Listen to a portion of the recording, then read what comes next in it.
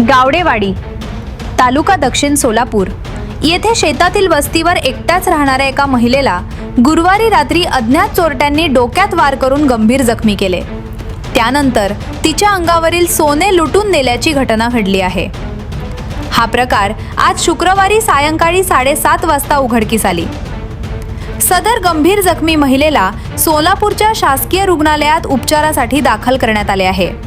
रेखा लक्ष्मण गावडे, वय 50, राहणार गावडेवाडी, तालुका दक्षिण सोलापूर असे चोरट्यांनी लुटून जखमी केलेल्या महिलेचे नाव आहे।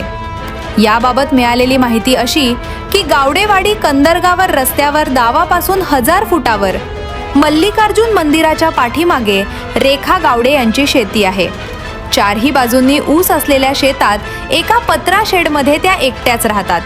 त्यांना 2 मुले असून ती ढोन बाबुळगाव, तालुका मोहोळ येथे त्यांच्या माहेरी राहण्यास आहेत। काल गुरुवारी रात्री त्या पत्रा शेडच्या आपल्या वस्तीवर एकट्याच झोपल्या होत्या, तेव्हा अज्ञात चोरट्यांनी वस्तीवर येऊन त्यांच्या अंगावरील सोने लुटण्याचा प्रयत्न केला। विरोध केल्यानंतर धारधार हत्याराने डोक्यात वार केले।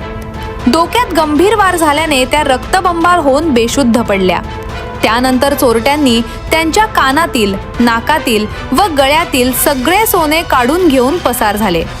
शेतात त्या एकट्याच राहत असल्यामुळे व गंभीर जखमी झाल्याने त्या जागच्या हल्ल्या नाहीत। यामुळे ही घटना कोणाला कळाली नाही। आज शुक्रवारी सायंकाळी त्या नेहमीप्रमाणे आपल्या शेतातील दूध गावातील दूध डेअरीस घालण्यासाठी आल्या नाहीत, तेव्हा त्यांच्या धीराचा मुलगा म्हाळप्पा गावडे हा काकू दूध घालण्यास डेअरीला का आल्या नाहीत म्हणून पाहण्यासाठी तो शेतात गेला। त्यावेळी त्या रक्तबंबाळ अवस्थेत वस्तीवर आढळल्या। तेव्हा म्हाळप्पा गावडे यांनी ढोक बाबुळगाव, तालुका मोहोळ येथे राहणाऱ्या त्यांच्या मुलाला याची माहिती दिली।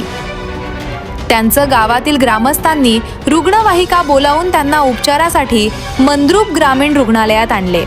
गंभीर जखमी झाल्याने त्यांना पुढे सोलापूरच्या शासकीय रुग्णालयात हलवण्यात आले।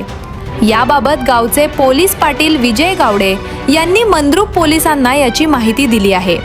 त्यानंतर रात्री मंद्रुप पोलिसांनी घटनास्थळी धाव घेऊन तपासाला सुरुवात केली आहे।